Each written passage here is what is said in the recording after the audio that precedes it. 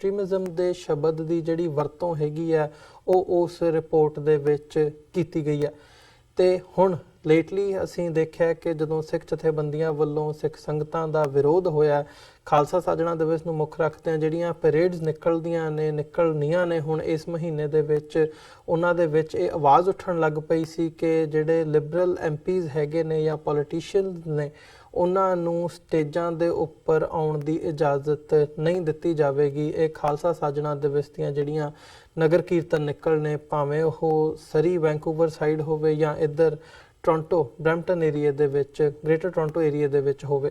ਸੋ ਇਸ ਵਿਰੋਧ ਤੋਂ ਬਾਅਦ ਜਿਹੜਾ ਹੈਗਾ ਇੱਕ ਸਟੈਪ ਬੈਕ ਜਾਂਦਿਆਂ ਕੈਨੇਡਾ ਦੀ ਸਰਕਾਰ ਵੱਲੋਂ ਇਹ ਜਿਹੜੇ ਸ਼ਬਦ ਹੈਗੇ ਆ ਉਹ ਵਾਪਸ ਲਏ ਗਏ ਆ। ਹਾਲਾਂਕਿ ਉਹਦੇ ਤੇ ਵੀ ਸਿੱਖ ਜਥੇਬੰਦੀਆਂ ਦੀ ਪੂਰੀ ਸੰਤੁਸ਼ਟੀ ਨਹੀਂ ਹੈਗੀ। ਪਰ ਜੇ ਅਸੀਂ ਇੱਕ ਦੂਜੀ ਉਦਾਹਰਣ ਦੀ ਗੱਲ ਕਰੀਏ ਤਾਂ ਜਰਮਨੀ ਦੇ ਵਿੱਚੋਂ ਇੱਕ ਉਦਾਹਰਣ ਆਈ ਹੈ ਕਿ ਇੱਕ ਸਿੱਖ ਕਪਲ ਕਿਵੇਂ ਰॉ ਦੇ ਬਿਹਾਫ ਤੇ ਸਿੱਖ ਆਰਗੇਨਾਈਜੇਸ਼ਨਸ ਤੇ ਕਸ਼ਮੀਰੀ ਆਰਗੇਨਾਈਜੇਸ਼ਨਸ ਦੇ ਵਿੱਚ ਵੜ ਕੇ ਉਹਨਾਂ ਕੋਲੋਂ ਇਨਫੋਰਮੇਸ਼ਨ ਇਕੱਠੀ ਕਰਕੇ ਉਹਨਾਂ ਦੀ ਜਾਸੂਸੀ ਕਰ ਰਿਹਾ ਸੀ ਉਹਨਾਂ ਦੇ ਉੱਤੇ, ਜਿਹਦੇ ਤੇ ਜਰਮਨ ਦੀ ਸਰਕਾਰ ਵੱਲੋਂ ਇੰਡਾਇਕਸ਼ਨ ਹੋਈ ਹੈ। ਉਸ ਸਿੱਖ ਕਪਲ ਨੂੰ ਉਹਨਾਂ ਨੇ ਇੰਡਾਈਟ ਕੀਤਾ ਹੈਗਾ ਇਸ ਸਾਰੇ ਮਾਮਲੇ ਦੇ ਵਿੱਚ।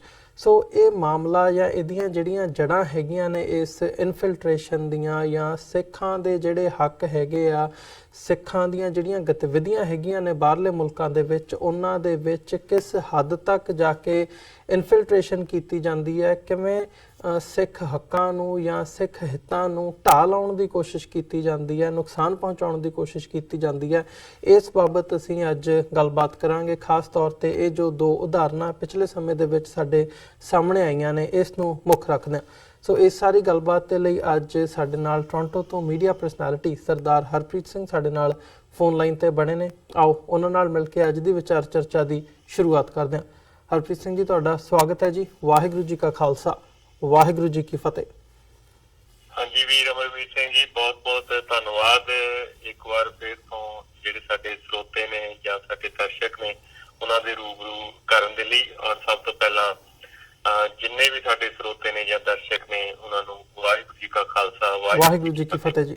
ਹਰਪ੍ਰੀਤ ਸਿੰਘ ਜੀ, ਸਭ ਤੋਂ ਪਹਿਲਾਂ ਗੱਲ ਕੈਨੇਡਾ ਦੇ ਇਸ਼ੂ ਦੀ ਕਰੀਏ, ਜਿਹੜਾ ਸਿੱਖ ਐਕਸਟ੍ਰੀਮਿਜ਼ਮ ਦੇ ਨਾਂ ਥੱਲੇ ਸਿੱਖਾਂ ਨੂੰ ਇੱਕ ਵੱਖਰੀ ਰੰਗਤ ਦੇ ਵਿੱਚ ਪੇਸ਼ ਕਰਨ ਦੀ ਜਿਹੜੀ ਲਾਈਨ ਸੀ, ਸਿੱਖ ਜਥੇਬੰਦੀਆਂ ਦਾ ਤੇ ਸਿੱਖ ਚਿੰਤਕਾਂ ਦਾ ਇਹ ਮੰਨਣਾ ਹੈ ਕਿ ਇਹ ਭਾਰਤ ਦੀ ਜਿਹੜੀ ਅੰਦਰ ਖਾਤੇ ਡਿਪਲੋਮੈਟਿਕ ਲੈਵਲ ਤੇ ਜਾਂ ਅਦਰਵਾਈਜ਼ ਜਿਹੜੀ ਇਨਫਲੂਐਂਸ ਹੈਗੀ ਹੈ ਕੈਨੇਡਾ ਦੇ ਸਿਸਟਮ ਦੇ ਵਿੱਚ, ਇਹ ਉਹਦੇ ਸਦਕਾ ਹੋਇਆ ਕਿ ਸਿੱਖਾਂ ਨੂੰ ਅੱਤਵਾਦ ਦੇ ਨਾਲ ਸਿੱਖ ਐਕਸਟ੍ਰੀਮਿਜ਼ਮ ਸ਼ਬਦ ਦੀ ਜਿਹੜੀ ਵਰਤੋਂ ਹੈਗੀ ਹੈ ਕੈਨੇਡਾ ਦੀ ਐਨੂਅਲ ਰਿਪੋਰਟ ਦੇ ਵਿੱਚ ਹੋਣਾ ਉਹਦਾ ਨਤੀਜਾ ਸੀ। ਸੋ ਹੁਣ ਉਹ ਸ਼ਬਦ ਜ਼ਰੂਰ ਵਾਪਸ ਲਏ ਗਏ ਨੇ। ਸੋ ਓਵਰਆਲ ਇਸ ਮਾਮਲੇ ਨੂੰ ਜਦੋਂ ਅਸੀਂ ਇਨਫਿਲਟ੍ਰੇਸ਼ਨ ਦੇ ਐਂਗਲ ਤੋਂ ਦੇਖਦੇ ਹਾਂ ਜਾਂ ਸਿੱਖ ਹਿੱਤਾਂ ਨੂੰ ਢਾਹ ਲਾਉਣ ਦੇ ਐਂਗਲ ਤੋਂ ਦੇਖਦੇ ਹਾਂ ਤਾਂ ਤੁਸੀਂ ਕਿਵੇਂ ਐਨਾਲਾਈਜ਼ ਕਰਦੇ ਹੋ, ਕਿਸ ਹੱਦ ਤੱਕ ਜਿਹੜੀ ਇਹ ਇਨਫਿਲਟ੍ਰੇਸ਼ਨ ਹੈ ਉਹ ਨਜ਼ਰ ਆਉਂਦੀ ਹੈ? ਦੇਖੋ ਜੀ, ਵੈਸੇ ਤਾਂ ਤੁਸੀਂ ਬਹੁਤ ਸਾਰੀਆਂ ਗੱਲਾਂ ਦੱਸ ਹੀ ਦਿੱਤੀਆਂ ਨੇ ਕਿ ਕਿਸ ਤਰੀਕੇ ਦੇ ਨਾਲ ਜਿਹੜੀ ਭਾਰਤੀ ਹਕੂਮਤ, ਹਿੰਦੁਸਤਾਨੀਆ ਸਲਤਨਤ ਜਿਹੜੀ ਹੈਗੀ ਆ ਉਹ ਬਾਹਰਲੇ ਮੁਲਕਾਂ ਦੇ ਵਿੱਚ ਜਿਹੜੇ ਆਪਣੇ ਜਸੂਸਾਂ ਦੇ ਦੁਆਰਾ ਜਿਹੜੀਆਂ ਵੱਖ-ਵੱਖ ਤਵਾਰੀਖਾਂ ਚੱਲ ਰਹੀਆਂ ਨੇ ਭਾਰਤ ਦੇ ਵਿੱਚ, ਹਿੰਦੁਸਤਾਨ ਦੇ ਵਿੱਚ ਚੱਲਦੀਆਂ ਨੇ, ਚਾਹੇ ਉਹ ਕਸ਼ਮੀਰੀਆਂ ਦੀਆਂ ਹੋਣ, ਚਾਹੇ ਉਹ ਸਿੱਖ ਖਾਲਿਸਤਾਨੀਆਂ ਦੀਆਂ ਹੋਣ, ਉਹਨਾਂ ਨੂੰ ਕਿਸ ਤਰੀਕੇ ਦੇ ਨਾਲ ਉਹ ਉਹਨਾਂ ਦੀ ਜਸੂਸੀ ਕਰਦੇ ਨੇ। ਪਰ ਕੁਝ ਇੱਕ ਗੱਲਾਂ ਮੈਂ ਪਿੱਛੇ ਜਾਣਾ ਚਾਹੁੰਦਾ, ਜੇਕਰ ਕਈ ਵਾਰ ਸਾਡੇ ਸਰੋਤੇ ਵੀ ਇਹ ਗੱਲ ਜਾਂ ਦਰਸ਼ਕ ਵੀ ਇਹ ਗੱਲ ਜ਼ਰੂਰ ਕਹਿੰਦੇ ਨੇ, ਸਵਾਲ ਵੀ ਚੱਕਦੇ ਨੇ ਕਿ ਤੁਹਾਡਾ ਕੰਮ ਇਹੀ ਆ, ਤੁਸੀਂ ਜਿਹੜੀ ਹਿੰਦੁਸਤਾਨੀਆ ਸਲਤਨਤ ਹੈਗੀ ਆ ਉਹਦੇ ਖਿਲਾਫ ਗੱਲ ਕਰਨੀ ਹੁੰਦੀ ਆ। ਪਰ ਜਿਹੜੀਆਂ ਗੱਲਾਂ, ਚਲੋ ਇਹ ਗੱਲਾਂ ਤਾਂ ਹੁਣ ਸਾਹਮਣੇ ਆ ਗਈਆਂ ਸਾਡੇ, ਪਰ ਬਹੁਤ ਸਾਰੀਆਂ ਗੱਲਾਂ ਜੇ ਤੁਸੀਂ MK ਧਰ ਦੀ ਕਿਤਾਬ ਪੜ੍ਹਦੇ ਆ ਤਾਂ ਓਪਨ ਸੀਕ੍ਰੇਟਸ ਇੰਡੀਅਨ ਇੰਟੈਲੀਜੈਂਸ ਅਨਵੇਅਰ, ਉਹਦੇ ਵਿੱਚ ਵੀ ਉਹਨੇ ਜਦੋਂ, ਕਿਉਂਕਿ ਉਹ ਰॉ ਦਾ ਆਪਰੇਟਿਵ ਹੈਗਾ ਸੀ ਉਸ ਸਮੇਂ ਦੇ ਵਿੱਚ, ਉਦੋਂ ਉਹਨੇ ਆਪਣੀਆਂ ਜੋ ਉਹਦੀਆਂ ਡਿਊਟੀਆਂ ਸਨ ਉਹਨਾਂ ਦੇ ਵਿੱਚ ਸਪੈਸ਼ਲ ਤੌਰ ਦੇ ਉੱਤੇ ਇਹ ਕਿਹਾ ਸੀ ਕਿ ਭਾਰਤ ਸਰਕਾਰ ਦੇ ਵੱਲੋਂ ਉਹਦੀਆਂ ਮੁੱਖ ਜਿਹੜੀਆਂ ਡਿਊਟੀਜ਼ ਨੇ ਜਾਂ ਜ਼ਿੰਮੇਵਾਰੀਆਂ ਨੇ ਉਹਨਾਂ ਦੇ ਵਿੱਚ, ਜਿਹੜੀਆਂ ਉਹਨਾਂ ਜ਼ਿੰਮੇਵਾਰੀਆਂ ਦੇ ਵਿੱਚ ਇਹ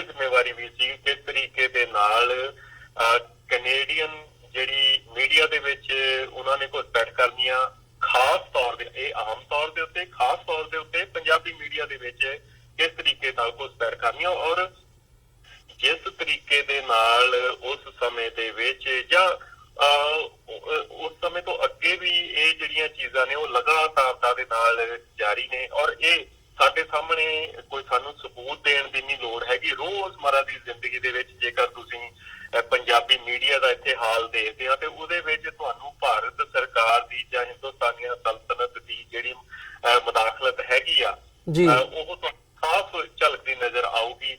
ਜੇ ਹੁਣ ਇੱਥੇ 100 ਘੰਟਿਆਂ ਤੋਂ ਉੱਪਰ ਦੇ ਪ੍ਰੋਗਰਾਮ ਰੋਜ਼ ਚੱਲਦੇ ਨੇ ਟੋਰਾਂਟੋ ਦੇ ਏਰੀਆ ਦੇ ਵਿੱਚ ਜਾਂ ਕੈਨੇਡਾ ਦੇ ਵਿੱਚ ਇਸ ਤੋਂ ਵੀ ਜ਼ਿਆਦਾ ਹੋਣਗੇ ਜੀ। ਹੁਣ ਉਹਨਾਂ ਦੇ ਵਿੱਚ ਤੁਹਾਨੂੰ ਸਹਿਜੀ ਪਤਾ ਲੱਗ ਜਾਊਗਾ ਕਿ ਜਿਹੜੀ ਭਾਰਤੀ ਸਲਤਨਤ ਹਿੰਦੁਸਤਾਨੀਆਂ ਸਲਤਨਤ ਹੈਗੀ ਆ ਉਹਦੀ ਇੰਟਰਫੇਰੈਂਸ ਕਿੰਨੀ ਹੈਗੀ ਆ। ਤੁਸੀਂ ਕੋਈ ਵੀ ਪ੍ਰੋਗਰਾਮ ਤੁਸੀਂ ਜਦੋਂ ਲਾ ਕੇ ਸੁਣੋਗੇ ਜਾਂ ਦੇਖੋਗੇ ਤੇ ਤੁਹਾਨੂੰ ਉਹ ਸਾਰਾ ਕੁਝ ਸਪਸ਼ਟ ਹੋ ਜਾਣਾ। ਹੁਣ ਇਹ ਕੋਈ ਜ਼ਰੂਰੀ ਨਹੀਂ ਕਿ ਜਿੰਨੇ ਵੀ ਇੱਥੇ ਹੋਸਟ ਨੇ ਜਾਂ ਪੰਜਾਬੀ ਮੀਡੀਆ ਹੈਗਾ ਉਹ ਆਪਣੀ ਸਵੈਚਾ ਦੇ ਨਾਲ ਜਿਹੜੀ ਭਾਰਤੀ ਜਾਂ ਹਿੰਦੁਸਤਾਨੀਆਂ ਸਲਤਨਤ ਨੇ ਉਹਨਾਂ ਦੀਆਂ ਪਾਲਿਸੀਆਂ ਦੀ ਗੱਲ ਕਰਦੇ ਨੇ ਜਾਂ ਉਹਨਾਂ ਦੀਆਂ ਸਟੋਰੀਜ਼ ਦੀ ਗੱਲ ਕਰਦੇ, ਉਹਨਾਂ ਦੀਆਂ ਕਹਾਣੀਆਂ ਜਿਹੜੀਆਂ ਇੱਥੇ ਪ੍ਰਚਾਰਦੇ ਨੇ ਉਹ ਜ਼ਰੂਰੀ ਨਹੀਂ ਕਿ ਸਵੈਚਾ ਦੇ ਨਾਲ ਉਹ ਪ੍ਰਚਾਰਦੇ ਹੋਣਗੇ। ਕਈਆਂ ਦੇ ਉੱਤੇ ਇਹ ਵੀ ਹੈ ਕਿ ਉਹ ਪ੍ਰੈਸ਼ਰ ਵੀ ਬਹੁਤ ਮਾਊਂਟ ਕੀਤਾ ਜਾਂਦਾ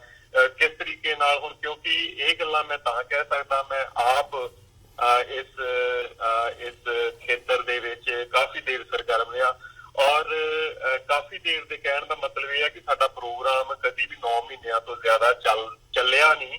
ਉਹਦੇ ਰੀਜ਼ਨ ਇਹ ਨੇ ਕਿਉਂਕਿ ਸਾਡੇ ਉੱਤੇ ਵੀ ਬਹੁਤ ਸਾਰਾ ਪ੍ਰੈਸ਼ਰ ਹੁੰਦਾ ਸੀ, ਸਾਡੇ ਜਿਹੜੇ ਸਪਾਂਸਰ ਨੇ ਉਹਨਾਂ ਦੇ ਉੱਤੇ ਬਹੁਤ ਜ਼ਿਆਦਾ ਪ੍ਰੈਸ਼ਰ ਹੁੰਦਾ ਸੀ। ਮੈਂ ਇਹ ਸਾਰੀਆਂ ਗੱਲਾਂ ਆਪਣੇ ਨਿੱਜ ਦੀਆਂ ਗੱਲਾਂ ਨਿੱਜੀ ਮੇਰੇ ਜਿਹੜੇ ਤਜਰਬੇ ਨੇ ਉਹ ਤੁਹਾਡੇ ਨਾਲ ਸਾਂਝੇ ਤਾਂ ਕਰ ਰਿਹਾ ਤਾਂ ਕਿ ਮੈਂ ਇਹ ਜਿਹੜੀ ਇਹਨਾਂ ਦੀ ਕਵਾਇਦ ਆ ਉਹਨੂੰ ਇੱਕ ਉਦਾਹਰਣ ਦੇ ਸਕਾਂ। ਮੈਂ ਆਪਣੇ ਤੌਰ ਦੇ ਉੱਤੇ ਉਹ ਉਦਾਹਰਣ ਜਿਹੜੀ ਹੈਗੀ ਬਣ ਕੇ ਮੈਂ ਇਹ ਪੇਸ਼ ਕਰਨੀ ਚਾਹੁੰਦਾ ਸੀ। ਸੋ ਜੇ ਮੈਂ ਉਦਾਹਰਣ ਨਾ ਵੀ ਹੁੰਦਾ ਤੇ ਇਹ M.K. ਧਰ ਨੇ ਆਪਣੀ ਕਿਤਾਬ ਦੇ ਵਿੱਚ ਲਿਖ ਦਿੱਤਾ ਸੀਗਾ ਕਿ ਕਿਸ ਤਰੀਕੇ ਦੇ ਨਾਲ ਉਹ ਕੱਲਾ ਮੀਡੀਆ ਦੇ ਵਿੱਚ ਨਹੀਂ, ਉਹਨਾਂ ਦੀ ਜਿਹੜੀ ਇਨਫਿਲਟ੍ਰੇਸ਼ਨ ਜਿਹੜੀ ਹੈਗੀ ਆ ਉਹ ਗੁਰਦੁਆਰਿਆਂ ਦੇ ਵਿੱਚ ਵੀ ਆ, ਉਹਨਾਂ ਦੀ ਜਿਹੜੀ ਇਨਫਿਲਟ੍ਰੇਸ਼ਨ ਹੈਗੀ ਆ ਈਵਨ ਜਿੱਥੇ ਅਸੀਂ ਕੰਮਕਾਰ ਕਰਦੇ ਆ, ਸਾਡੀਆਂ ਯੂਨੀਅਨਸ ਨੇ ਜਿਨ੍ਹਾਂ ਫੈਕਟਰੀਆਂ ਦੇ ਵਿੱਚ ਅਸੀਂ ਕੰਮ ਕਰਦੇ ਆ, ਚਾਹੇ ਉਹ ਵੈਨਕੂਵਰ ਦੇ ਵਿੱਚ ਨੇ ਚਾਹੇ ਉਹ ਟੋਰਾਂਟੋ ਦੇ ਵਿੱਚ ਨੇ, ਉਹਨਾਂ ਦੇ ਵਿੱਚ ਵੀ ਉਹਨਾਂ ਦੀ ਘੁਸਪੈਠ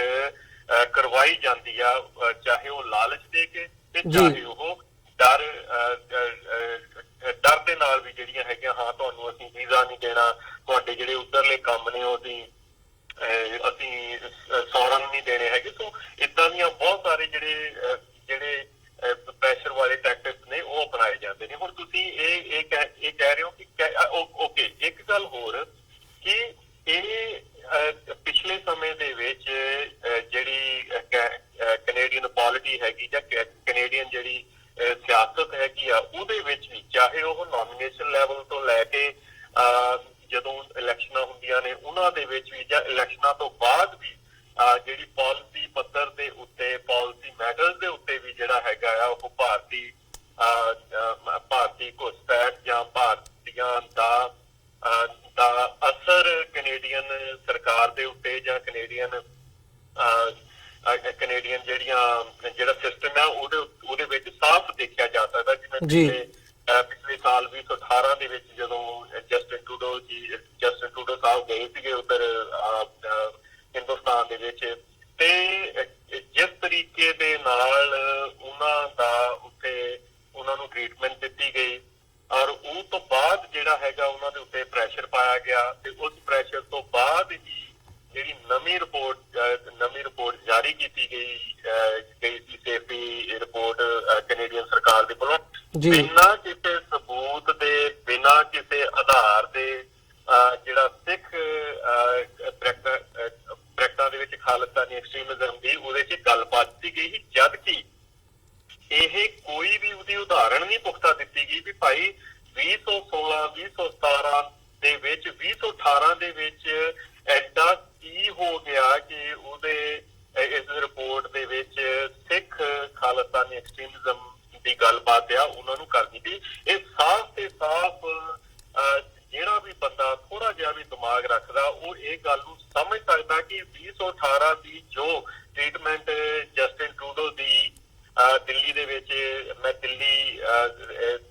ਮੈਂ ਹਿੰਦੁਸਤਾਨੀ ਸਲਤਨਤ ਨੂੰ ਦਿੱਲੀ ਇਹ ਕਹਿ ਰਿਹਾ, ਦਿੱਲੀ ਦੇ ਵਿੱਚ, ਭਾਵੇਂ ਕਿ ਪੂਰੀ ਦਿੱਲੀ ਦੇ ਵਿੱਚ ਨਹੀਂ, ਦਿੱਲੀ ਤੋਂ ਬਾਹਰ ਵੀ ਜਸਟਿਨ ਟਰੂਡੋ ਹੁਣਾਂ ਦੇ ਨਾਲ ਇਹੋ ਜਿਹੀ ਟ੍ਰੀਟਮੈਂਟ ਹੀ ਰਹੀ ਆ। ਪਰ ਮੈਂ ਉਹ ਦਿੱਲੀ ਨੂੰ ਐਜ਼ ਹਿੰਦੁਸਤਾਨੀ ਸਲਤਨਤ ਨੂੰ ਰਿਪਰੈਜ਼ੈਂਟ ਕਰ ਰਿਹਾ ਦਿੱਲੀ ਦੇ ਤੌਰ ਦੇ ਉੱਤੇ, ਤਾਂ ਮੈਂ ਦਿੱਲੀ ਹੀ ਸ਼ਬਦ ਵਰਤ ਰਿਹਾ। ਸੋ ਜਿਸ ਤਰੀਕੇ ਦੇ ਨਾਲ ਦਿੱਲੀ ਦੇ ਵੱਲੋਂ ਬਾਅਦ ਚੋਂ ਪ੍ਰੈਸ਼ਰ ਪਾਇਆ ਗਿਆ, ਉਸ ਪ੍ਰੈਸ਼ਰ ਦਾ ਸਦਕਾ ਸੀ ਕਿ ਉਸ 2018 ਦੀ ਜਿਹੜੀ ਰਿਪੋਰਟ ਦਿੱਤੀ ਗਈ ਉਹਦੇ ਵਿੱਚ ਸਿੱਖ ਐਕਸਟ੍ਰੀਮਿਜ਼ਮ ਜਾਂ ਖਾਲਿਸਤਾਨੀ ਐਕਸਟ੍ਰੀਮਿਜ਼ਮ ਉਹਦੇ ਵਿੱਚ ਪਾ ਦਿੱਤਾ ਗਿਆ। ਸੋ ਇਹ ਵੀ ਜਿਹੜੀ ਹਿੰਦੁਸਤਾਨੀ ਜਿਹੜੀਆਂ ਸਲਤਨਤ ਹੈਗੀ ਆ ਉਹਦੀ ਘੁਸਪੈਠ ਦਾ ਨਤੀਜਾ, ਉਹਦਾ ਘੁਸਪੈਠ ਦਾ ਪ੍ਰਭਾਵ ਜਿਹੜਾ ਹੈਗਾ ਉਹ ਸਾਡੀਆਂ ਇਹਨਾਂ ਚੀਜ਼ਾਂ ਤੇ ਦੇਖਣ ਨੂੰ ਮਿਲਿਆ। ਹੁਣ ਮੈਂ ਜਿਵੇਂ ਪਹਿਲਾਂ ਕਿਹਾ ਵੀ ਗੱਲ ਇੱਥੇ ਖਤਮ ਨਹੀਂ ਹੈਗੀ, ਉਹਨਾਂ ਦੀ ਜਿਹੜੀ ਘੁਸਪੈਠ ਹੈਗੀ ਆ ਉਹ ਸਾਡੀਆਂ ਯੂਨੀਵਰਸਿਟੀਜ਼ ਦੇ ਵਿੱਚ ਵੀ ਆ। ਹੁਣ ਪਿੱਛੇ ਜੇ ਇਹ ਵੀ ਗੱਲ ਸਾਹਮਣੇ ਆਈ ਸੀ ਕਿ 2-3 ਜਗ੍ਹਾ ਦੇ ਉੱਤੇ, 2-3 ਬਰਕਲੇ ਯੂਨੀਵਰਸਿਟੀ ਦੇ ਵਿੱਚ ਵੀ ਉਹਨਾਂ ਨੇ ਪੰਜਾਬੀ ਤੇ ਸਿੱਖ ਚੇਅਰ ਜਿਹੜੀਆਂ ਸਥਾਪਿਤ ਕਰਨ ਦੇ ਲਈ ਇੰਡੀਅਨ ਸਰਕਾਰ ਦੇ ਵੱਲੋਂ, ਹਿੰਦੁਸਤਾਨੀਆਂ ਸਲਤਨਤ ਦੇ ਵੱਲੋਂ $9 ਮਿਲੀਅਨ ਦੀ ਪੇਸ਼ਕਾਰੀ ਕੀਤੀ ਗਈ ਸੀਗੀ। ਜੀ ਬਿਲਕੁਲ, ਜਿਹਦੇ ਬਾਬਤ ਬਹੁਤ ਹਿਊ ਐਂਡ ਕਰਾਈ ਮਚੀ ਵੀ ਸੀਗੀ। ਉਹ ਤੋਂ ਪਹਿਲਾਂ ਵੀ ਇਹ ਗੱਲਾਂ ਕੋਈ ਇਹ ਨਹੀਂ ਕਿ ਯੂਨੀਵਰਸਿਟੀ ਆਫ ਬਰਕਲੇ ਦੇ ਵਿੱਚ ਹੀ ਇਹ ਚੀਜ਼ ਹੋਈ ਆ। ਇੱਕ institute of south Asia study ਦੇ ਨਾਂ ਦੇ ਥੱਲੇ ਜਿਹੜੇ ਉੱਥੋਂ ਦੇ ਪ੍ਰੋਫੈਸਰਸ਼ਿਪ ਜਿਹੜੀ ਸੀਗੀ ਉਹ ਇੰਡੀਅਨਸ ਨੂੰ ਦਿੱਤੀ ਜਾਣੀ ਸੀ। ਹੁਣ ਸਵਾਲ ਇਹ ਪੈਦਾ ਹੁੰਦਾ ਕਿ ਉਹ ਮੁਲਕ ਜਿਹੜਾ ਸਿੱਖਾਂ ਨੂੰ ਸੰਵਿਧਾਨਕ ਤੌਰ ਦੇ ਉੱਤੇ ਵੀ ਇੱਕ ਵੱਖਰੀ ਕੌਮ ਦਾ ਦਰਜਾ ਨਹੀਂ ਦਿੰਦਾ, ਉਹਦਾ ਕੀ ਏਡੀ, ਮੈਂ ਪੰਜਾਬੀ ਦੇ ਵਿੱਚ ਕਹਾਂਗਾ ਕਿ ਬੇਰਣੇ 'ਚ ਬਾਹ ਆ ਗਈ ਵੀ ਹਾਂਜੀ ਉਹ ਸਿੱਖ ਸਟੱਡੀਜ਼ ਦੇ ਲਈ ਬਾਹਰ ਚਿਹਰਾ ਸਥਾਪਿਤ ਕਰੇ। ਇਹਦਾ ਮਤਲਬ ਇਹ ਆ ਕਿ ਉਹਨਾਂ ਵਿਦਿਆਰਥੀਆਂ ਦੇ ਜ਼ਰੀਏ ਜਾਂ ਉਹਨਾਂ ਦੀ ਜਿਹੜੀ ਉਹਨਾਂ ਨੇ ਰਿਸਰਚ ਕਰਨੀ ਸੀਗੀ ਜਾਂ ਉਹਨਾਂ ਨੇ ਸਰਚ ਕਰਨੀ ਸੀ, ਜੋ ਵੀ ਉਹਨਾਂ ਦੇ ਵਿੱਚ ਇੰਡੀਅਨ ਜਿਹੜੀ ਮਦਾਖਲਤ, ਇੰਡੀਅਨ ਜਿਹੜੀ ਸਟੋਰੀ ਹੈਗੀ ਆ, ਉਹ ਜ਼ਰੂਰ ਉਹਦੇ ਵਿੱਚ ਉਸ ਸਾਰੀ ਰਿਸਰਚ ਨੂੰ ਆਪਣੇ ਤੌਰ ਦੇ ਉੱਤੇ ਪ੍ਰਭਾਵਿਤ ਕਰੇਗੀ। ਔਰ ਤਾਂ ਹੀ ਇਹੀ ਕਾਰਨ ਹੈ ਕਿ $9 ਮਿਲੀਅਨ ਜਿਹੜਾ ਹੈਗਾ ਆ ਭਾਰਤੀ ਸਰਕਾਰ ਜਿਹੜੀ ਆ ਉਹ ਬਰਕਲੇ ਯੂਨੀਵਰਸਿਟੀ ਨੂੰ ਦੇਣਾ ਚਾਹੁੰਦੀ ਸੀ। ਔਰ ਇਹ ਤੋਂ ਪਹਿਲਾਂ ਵੀ ਇਹ ਇਕੱਲਾ ਬਰਕਲੇ ਯੂਨੀਵਰਸਿਟੀ ਦਾ ਵੀ ਨਹੀਂ ਹੈਗਾ, ਇਰਵਿਨ ਯੂਨੀਵਰਸਿਟੀ ਵੀ ਹੈਗੀ, ਉਹਦੇ ਵਿੱਚ ਵੀ ਇੱਕ ਧਰਮ ਸਿਵਲਾਈਜੇਸ਼ਨ ਫਾਊਂਡੇਸ਼ਨ ਸੀਗੀ ਜਿਹੜੀ DFC ਦੇ ਨਾਂ ਦੇ ਨਾਲ ਮਸ਼ਹੂਰ ਸੀਗੀ। ਉਹਨਾਂ ਨੇ ਵੀ ਉਸ ਯੂਨੀਵਰਸਿਟੀ ਦੇ ਵਿੱਚ ਆਪਣੀ ਵੈਦਿਕ ਹਿਸਟਰੀ ਜਾਂ ਆਪਣੇ ਜਿਹੜੇ ਵੈਦਿਕ ਕੋਰਸਿਸ ਨੇ ਉਹ ਇੰਟਰੋਡਿਊਸ ਕਰਵਾਉਣੇ ਸੀ, ਔਰ ਉਹਦਾ ਵੀ ਕਾਫੀ ਵਿਰੋਧ ਹੋਇਆ ਸੀਗਾ। ਹੁਣ ਅਮਰੀਕਾ ਦੇ ਵਿੱਚ, ਤੁਹਾਡੇ ਅਮਰੀਕਾ ਦੇ ਵਿੱਚ ਜੋ ਮੈਨੂੰ ਬੀਬੀ ਦਾ ਉਹ ਨਾਂ ਭੁੱਲ ਰਿਹਾ, ਜਿਹੜੀ ਪ੍ਰੈਜ਼ੀਡੈਂਸ਼ੀਅਲ ਉਮੀਦਵਾਰ ਵੀ ਹੈਗੀ ਆ, ਉਹਦੀ ਵੀ ਕਾਫੀ ਮੁਖਾਲਫਤ ਹੋ ਰਹੀ ਹੈ ਕਿ ਉਹ BJP ਦੀ ਇੱਕ ਹਿਸਾਬ ਦੇ ਨਾਲ ਅਮਰੀਕਾ ਦੇ ਵਿੱਚ BJP ਦੀ ਹਮਾਇਤ ਦੇ ਨਾਲ ਉਹ ਆਪਣੀ ਕੰਪੇਨ ਜਿਹੜੀ ਹੈਗੀ ਆ ਉਹ ਰਨ ਕਰ ਰਹੀ। ਇਹਦੀ ਵੀ ਬਹੁਤ ਸਾਰੀ ਹਿਊ ਐਂਡ ਕਰਾਈ ਜਿਹੜੀ ਆ ਉਹ ਮਚ ਰਹੀ ਆ। ਅਪਾਰਟ ਫਰੋਮ ਕਿ ਯੂਰਪ ਦੇ ਵਿੱਚ ਕੀ ਹੋਇਆ, ਯੂਰਪ ਦੇ ਵਿੱਚ ਵੀ ਜਿਹੜਾ ਮੈਂ ਜਰਮਨੀ ਵਾਲੇ ਮੁੱਦੇ ਤੇ ਹੀ ਆਉਣਾ ਚਾਹੁੰਦਾ ਸੀ ਵੀ ਜਿਹੜਾ ਇਹ ਜਰਮਨੀ ਦੀ ਐਗਜ਼ਾਮਪਲ ਹੈਗੀ ਆ, ਇੱਕ ਪ੍ਰਾਈਮ ਐਗਜ਼ਾਮਪਲ ਹੈ ਕਿ ਜਰਮਨ ਦੀ ਸਰਕਾਰ ਵੱਲੋਂ ਉਸ ਚੀਜ਼ ਨੂੰ ਫਾਈਂਡ ਆਊਟ ਕਰਕੇ ਉਸ ਕਪਲ ਨੂੰ ਇੰਡਾਈਟ ਕੀਤਾ ਗਿਆ, ਦੋਸ਼ੀ ਮੰਨਿਆ ਗਿਆ ਕਿ ਉਹ ਇੰਡੀਅਨ ਏਜੰਸੀਜ਼ ਦੇ ਬਿਹਾਫ ਦੇ ਉੱਤੇ ਸਿੱਖਾਂ ਤੇ ਕਸ਼ਮੀਰੀਆਂ ਦੇ ਉੱਤੇ ਸਪਾਈ ਕਰ ਰਹੇ ਸੀ, ਉਹਨਾਂ ਦੀ ਜਾਸੂਸੀ ਕਰ ਰਹੇ ਸੀ। ਹਾਂਜੀ ਵੀਰ ਜੀ, ਇਹ ਕੋਈ ਪਹਿਲੀ ਉਦਾਹਰਣ ਨਹੀਂ ਹੈਗੀ ਵੀ ਜੇ ਅਸੀਂ ਕਹੀਏ ਵੀ ਇਹ ਮਨਮੋਹਨ ਸਿੰਘ ਦੀ ਉਦਾਹਰਣ ਇਹ ਪਹਿਲੀ ਉਦਾਹਰਣ ਆ। ਉਹ ਤੋਂ ਪਹਿਲਾਂ ਵੀ ਮੇਰਾ ਖਿਆਲ 2013 ਚ ਜਾਂ 2014 ਦੇ ਵਿੱਚ ਕਿਤੇ ਇੱਕ ਹੋਰ ਰਣਜੀਤ ਸਿੰਘ ਨਾਂ ਦਾ ਵਿਅਕਤੀ ਜਿਹੜਾ ਹੈਗਾ ਉਹਨੂੰ ਜੇਲ੍ਹ ਹੋ ਵੀ ਚੁੱਕੀ ਆ, 9 ਮਹੀਨੇ ਦੀ ਉਹਨੂੰ ਜੇਲ੍ਹ ਹੋ ਚੁੱਕੀ ਆ ਜੀ। ਉਹਦਾ ਵੀ ਇਹੀ ਕਾਰਨ ਸੀਗਾ, ਉਹਦਾ ਵੀ ਕਾਰਨ। ਔਰ ਜਿਹੜੇ ਇਹ ਨੇ ਰਣਜੀਤ ਸਿੰਘ ਹੋ ਗਿਆ, ਮਨਮੋਹਨ ਸਿੰਘ ਹੋ ਗਿਆ, ਉਹਦੇ ਘਰ ਵਾਲੀ ਹੋ ਗਈ, ਮੇਰੇ ਖਿਆਲ ਕਮਲਜੀਤ ਕੌਰ ਘਰ ਵਾਲੀ ਦਾ ਨਾਂ ਆ। ਹੁਣ ਇਹ ਆਏ ਵੀ ਕਿਵੇਂ ਨੇ? ਦੇਖੋ, ਜਿਹੜਾ ਰਣਜੀਤ ਸਿੰਘ ਵੀ ਸੀਗਾ, ਜਦੋਂ ਉਹਨੇ ਇੱਕ ਤਾਂ ਫੌਜ ਜਿਹੜੇ ਉਹਨਾਂ ਦੇ ਡਾਕੂਮੈਂਟ ਸੀਗੇ, ਜਦੋਂ ਇੱਥੇ ਆਏ ਨੇ, ਜਿਹੜੀ ਉਹਨਾਂ ਨੇ ਪਨਾਹ ਲਈ ਆ ਇੱਥੇ, ਜਿਹੜੀ ਸਿਆਸੀ ਜਾਂ ਰਾਜਸੀ ਪਨਾਹ ਲਈ ਆ, ਉਹ ਵੀ ਇਸ ਬਿਨਾਂ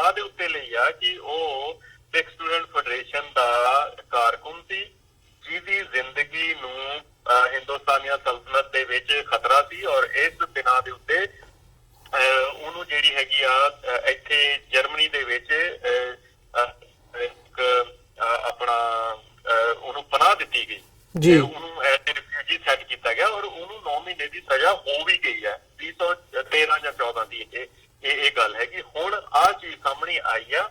ਹੁਣ ਇਹ ਤਾਂ ਉਹ ਲੋਕ ਨੇ ਜਿਹੜੇ ਸਾਹਮਣੇ ਆ ਗਏ, ਬਹੁਤ ਸਾਰੇ ਲੋਕ ਇਹੋ ਜਿਹੇ ਵੀ ਹੋਣਗੇ ਜਿਹੜੇ ਅਜੇ ਸਾਹਮਣੇ ਨਹੀਂ ਵੀ ਆਏ ਹੈਗੇ।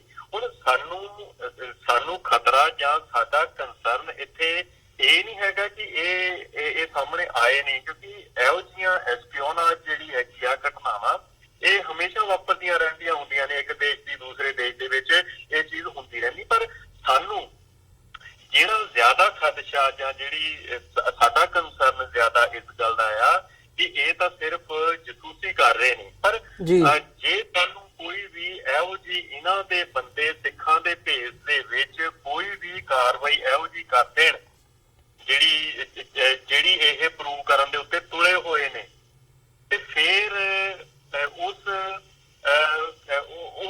ਟਾਈਮ ਦੇ ਉੱਤੇ ਜਾਂ ਉਸ ਸਮੇਂ ਜਿਹੜੀ ਸਾਡੀ ਸਥਿਤੀ ਆ ਉਹ ਕਿਹੋ ਜਿਹੀ ਹੋਏਗੀ।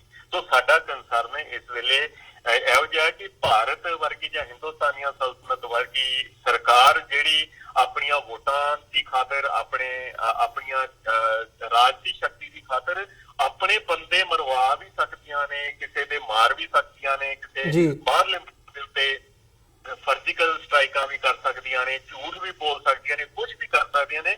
ਮੈਂ ਇਹ ਕਹਿਣਾ ਕਿ ਉਹ ਆਪਣੇ ਇਹੋ ਜਿਹੇ ਬੰਦਿਆਂ ਦੇ ਥਰੂ ਜੇ ਕੋਈ ਚੀਜ਼ ਇਹੋ ਜਿਹਾ ਕਾਰਾ ਜਿਹੜਾ ਜਿਵੇਂ ਕਿ ਇਹਨਾਂ ਨੇ 에ਅਰ ਇੰਡੀਆ ਜਿਹੜਾ ਹੈਗਾ ਉਹ ਉਹਨਾਂ ਨੇ ਆਪ ਕਰਵਾਇਆ, ਹੁਣ ਜੇ ਇਹੋ ਜਿਹੀਆਂ ਕੋਈ ਕਾਰਵਾਈਆਂ ਇਹ ਕਰਵਾ ਦਿੰਦੇ ਨੇ ਤਾਂ ਉਹ ਤਾਂ ਕਰਵਾਉਣਗੇ ਕਿਉਂਕਿ ਅੱਜ ਜਿੰਨੇ ਵੀ ਪੱਛਮੀ ਦੇਸ਼ਾਂ ਦੇ ਵਿੱਚ ਸਾਡੇ ਸਿੱਖ ਨੇ ਉਹਨਾਂ ਦਾ ਜੋ ਮਾਣ-ਤਾਣ ਜਾਂ ਉਹਨਾਂ ਦਾ ਜੋ ਸਟੇਟਸ ਅੱਜ ਬਣ ਰਿਹਾ ਸਿੱਖਾਂ ਦਾ, ਉਹ ਇਹਨਾਂ ਲੋਕਾਂ ਨੂੰ ਹਿੰਦੁਸਤਾਨੀਆਂ ਨੂੰ ਬਿਲਕੁਲ ਵੀ ਗਵਾਰਾ ਨਹੀਂ। ਮੈਂ ਇੱਕ ਐਗਜ਼ਾਮਪਲ ਹੋਰ ਵੀ ਇਹ ਦੇਣੀ ਚਾਹਾਂਗਾ ਕਿ ਜਦੋਂ ਜਸਟਿਨ ਟਰੂਡੋ ਦੀ ਜਿਹੜੀ ਸਰਕਾਰ ਸੀ ਉਹਦੇ ਵਿੱਚ 2 ਦਰਜਨਾਂ ਤੋਂ ਉੱਤੇ ਆਪਣੇ ਜਿਹੜੇ ਸਿੱਖ ਐਮਪੀ ਬਣ ਕੇ ਸਾਹਮਣੇ ਆਏ ਸਨ, ਤੇ ਜਦੋਂ ਜਸਟਿਨ ਟਰੂਡੋ ਨੇ ਇਹ ਗੱਲ ਕਹੀ ਸੀ ਕਿ ਇੰਡੀਆ ਦੀ ਜਿਹੜੀ ਪਾਰਲੀਮੈਂਟ ਦੇ ਵਿੱਚ ਜਾਂ ਜਿਹੜੀ ਕੈਬਨਿਟ ਤੋਂ ਜ਼ਿਆਦਾ ਜਿਹੜੇ ਐਮਪੀ ਨੇ ਉਹ ਮੇਰੀ ਪਾਰਲੀਮੈਂਟ ਦੇ ਵਿੱਚ ਨੇ ਔਰ ਉਹ ਤੋਂ ਜ਼ਿਆਦਾ ਮਿਨਿਸਟਰ ਜਿਹੜੇ ਨੇ ਉਹ ਮੇਰੀ ਕੈਬਨਿਟ ਦੇ ਵਿੱਚ ਨੇ, ਤੇ ਕਿਸੇ ਨੂੰ ਕੋਈ ਤਕਲੀਫ ਨਹੀਂ ਹੋਈ, ਕਿਸੇ ਕਾਲੇ ਨੂੰ ਕੋਈ ਤਕਲੀਫ ਨਹੀਂ, ਕਿਸੇ ਗੋਰੇ ਨੂੰ ਕੋਈ ਤਕਲੀਫ ਨਹੀਂ, ਕਿਸੇ ਕੈਨੇਡੀਅਨ ਨੂੰ ਕੋਈ ਤਕਲੀਫ ਨਹੀਂ। ਜੇ ਤਕਲੀਫ ਹੋਈ ਆ ਤੇ ਇਹਨਾਂ ਨੂੰ ਹਿੰਦੁਸਤਾਨੀਆਂ ਨੂੰ ਹੋਈ ਆ। ਮੇਰਾ ਖਿਆਲ ਉਹਦਾ ਨਾਮ ਰਮੇਸ਼ ਠਾਕੁਰ ਸੀਗਾ ਜਿਹਨੇ ਆਰਟੀਕਲ ਲਿਖਿਆ ਸੀਗਾ ਇੱਕ ਬਹੁਤ ਵੱਡਾ ਕਿ ਨਹੀਂ ਇਹ ਜਿਹੜੀ ਸਿੱਖਾਂ ਨੂੰ ਰਿਪਰੈਜ਼ੈਂਟੇਸ਼ਨ ਜਿਹੜੀ ਹੈਗੀ ਆ ਉਹ ਉਹਨਾਂ ਦੀ ਆਬਾਦੀ ਤੋਂ ਜ਼ਿਆਦਾ ਦਿੱਤੀ ਜਾ ਰਹੀ ਆ, ਜਿਹੜਾ ਕਿ ਸਾਡਾ ਕੰਸਰਨ ਹੈ। ਔਰ ਉਸੇ ਚੀਜ਼ ਨੂੰ ਮੁੱਖ ਰੱਖ ਕੇ ਜਿੰਨੀਆਂ ਵੀ ਬਾਅਦ ਚੋਂ ਬਹੁਤ ਸਾਰੀਆਂ ਨੋਮੀਨੇਸ਼ਨਸ ਦੇ ਵਿੱਚ ਜਿਹੜੀ ਇੰਡੀਅਨ ਸਰਕਾਰ ਦੀ ਜਿਹੜੀ ਦਖਲਅੰਦਾਜ਼ੀ ਸੀ ਉਹ ਸਾਹਮਣੇ ਆਈ ਆ, ਚਾਹੇ ਉਹ ਉਗੜਵੇਂ ਰੂਪ ਦੇ ਵਿੱਚ ਆਈ ਆ, ਚਾਹੇ ਉਹ ਪਛੜਵੇਂ ਰੂਪ ਦੇ ਵਿੱਚ ਆਈ ਆ, ਪਰ ਉਹ ਸਾਡੇ ਸਾਹਮਣੇ ਜਿਹੜੀਆਂ ਨੇ ਉਹਨਾਂ ਦੀਆਂ ਹਰਕਤਾਂ ਜਿਹੜੀਆਂ ਸਾਡੇ ਸਾਹਮਣੇ ਆਈਆਂ ਨੇ। ਹੁਣ ਇੱਕ ਵਾਰ ਫਿਰ ਮੈਂ ਇਹ ਗੱਲ ਦੁਹਰਾਉਣਾ ਚਾਹੁੰਦਾ ਕਿ ਸਾਡਾ ਕੰਸਰਨ ਹੁਣ ਇਹ ਨਹੀਂ ਹੈਗਾ ਕਿ ਉਹ ਬੰਦੇ ਫੜੇ ਗਏ ਨੇ, ਕਿਉਂਕਿ ਉਹਨਾਂ ਨੂੰ ਸਜ਼ਾਵਾਂ ਜਿਹੜੀਆਂ ਹੈਗੀਆਂ ਉਹਨਾਂ ਦੇ ਕਾਨੂੰਨ ਦੇ ਮੁਤਾਬਕ ਦਿੱਤੀਆਂ ਹੋ ਜਾਣੀਆਂ, ਮਿਲ ਜਾਣੀਆਂ। ਪਰ ਗੱਲ ਇਹ ਹੈ ਕਿ ਸਿੱਖਾਂ ਦੇ ਨਾਂ ਥੱਲੇ ਸਿੱਖਾਂ ਵਰਗੀ ਦੇਖ, ਹੁਣ ਜੇਕਰ ਤੁਸੀਂ ਮਨਮੋਹਨ ਸਿੰਘ ਵਰਗੇ ਬੰਦੇ ਨੂੰ ਤੁਸੀਂ ਦੇਖਦੇ ਆ ਤੇ ਬਿਲਕੁਲ ਸਿੱਖੀ ਸਰੂਪ ਦੇ ਵਿੱਚ ਹੈ। ਹੁਣ ਕੀ ਪਤਾ ਵੀ ਉਹਨਾਂ ਦੀ ਘੁਸਪੈਠ ਸਾਡੇ ਗੁਰਦੁਆਰਿਆਂ ਦੇ ਵਿੱਚ ਕਿਹੜੇ ਲੈਵਲ ਦੇ ਉੱਤੇ ਆ, ਉਹਨਾਂ ਦੀ ਘੁਸਪੈਠ ਜਿਹੜੀ ਹੈਗੀ ਆ ਸਾਡੇ ਆਮ ਆਵਾਮ ਦੇ ਵਿੱਚ ਕਿਹੜੇ ਲੈਵਲ ਦੇ ਉੱਤੇ ਹੈਗੀ ਆ। ਹੁਣ ਇਹ ਕੋਈ ਵੀ ਤੈਅ ਨਹੀਂ ਕੀਤਾ ਜਾ ਸਕਦਾ। ਜੇ ਸਿੱਖ ਦੇਖ ਵਾਲੇ ਬੰਦੇ ਤੋਂ ਕੋਈ ਵੀ ਇਹੋ ਜਿਹਾ ਇਹਨਾਂ ਨੇ ਕਾਰਾ ਕਰਵਾ ਦਿੱਤਾ ਤੇ ਅਲਟੀਮੇਟਲੀ ਜਿਹੜਾ ਇਹਨਾਂ ਦਾ ਪ੍ਰੋਪੇਗੈਂਡਾ ਮਸ਼ੀਨ ਹੈਗੀ ਆ ਉਹਨਾਂ ਨੇ ਬਦਨਾਮੀ ਸਿੱਖਾਂ ਦੀ ਹੀ ਕਰਨੀ ਹੈ ਜੀ। ਔਰ ਸਾਡਾ ਕੰਸਰਨ ਇਸ ਵੇਲੇ ਇਹ ਆ, ਦੇਖੋ ਇਹਨਾਂ ਦੇ ਡਬਲ ਸਟੈਂਡਰਡ ਨੇ।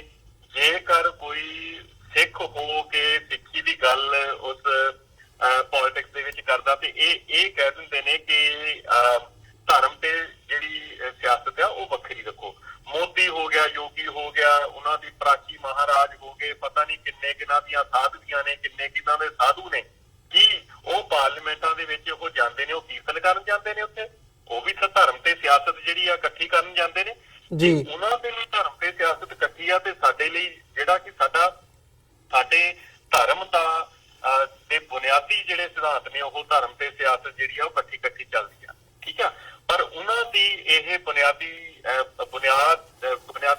ਫਲਸਫਾ ਉਹਨਾਂ ਦਾ ਇਹੋ ਜਿਹਾ ਨਹੀਂ ਹੈਗਾ। ਪਰ ਫਿਰ ਵੀ ਜੇ ਉਹ ਸਿੱਖ ਦੇ ਤੌਰ ਦੇ ਉੱਤੇ ਕੋਈ ਰਾਜਨੀਤੀ ਦੀ ਗੱਲ ਕਰਦੇ ਆ ਤੇ ਉੱਥੇ ਧਰਮ ਤੇ ਰਾਜਨੀਤੀ ਵੱਖਰੀ ਕਰਨ ਦੀ ਗੱਲ ਕਰ ਦਿੱਤੀ ਜਾਂਦੀ ਹੈ, ਤੇ ਆਪਣੇ ਜਿਹੜੇ ਨੇ ਉਹ ਇਹਨਾਂ ਨੂੰ ਕੋਈ ਪ੍ਰੋਬਲਮ ਨਹੀਂ ਹੈਗੀ। ਹੁਣ ਭੋਪਾਲ ਤੋਂ ਇਹਨਾਂ ਨੇ ਪ੍ਰਗਿਆ ਭਾਰਤੀ ਨੂੰ ਜਿਹੜਾ ਹੈਗਾ ਆ ਉਹ ਉਮੀਦਵਾਰ ਐਲਾਨਿਆ, ਉਮੀਦਵਾਰ ਜਿਹੜਾ ਹੈਗਾ ਐਲਾਨਿਆ। ਹੁਣ ਜੇ ਇਹੋ ਜਿਹੀ ਚੀਜ਼ ਮੰਨ ਲਓ ਕੋਈ ਖਾਲਿਸਤਾਨੀ ਕੱਲ ਨੂੰ, ਹੁਣ ਜਿਸ ਤਰੀਕੇ ਦੇ ਨਾਲ ਜੇ ਅਸੀਂ ਪਿਛਲੀਆਂ ਚੋਣਾਂ ਦੀ ਗੱਲ ਕਰਦੇ ਹਾਂ ਜਿਨ੍ਹਾਂ ਦੇ ਵਿੱਚ ਆਮ ਆਦਮੀ ਪਾਰਟੀ ਦੇ ਉੱਤੇ ਇਹ ਇਲਜ਼ਾਮ ਲਗਾ ਦਿੱਤਾ ਗਿਆ ਕਿ ਉਹ ਕਿਸੇ ਖਾਲਿਸਤਾਨੀ ਦੇ ਘਰ ਠਹਿਰੇ ਸੀਗੇ, ਜਦ ਕਿ ਉਸ ਖਾਲਿਸਤਾਨੀ ਦੇ ਕੋਈ ਕੇਸ ਨਹੀਂ, ਕੋਈ ਵੀ ਇਹੋ ਜਿਹੀ ਚੀਜ਼ ਨਹੀਂ ਹੈਗੀ, ਕੋਈ ਇਹ ਨਹੀਂ ਹੈਗਾ ਵੀ ਉਹ ਕਿਸੇ ਚੀਜ਼ ਦੇ ਵਿੱਚ ਦੋਸ਼ੀ ਪਾਇਆ ਗਿਆ।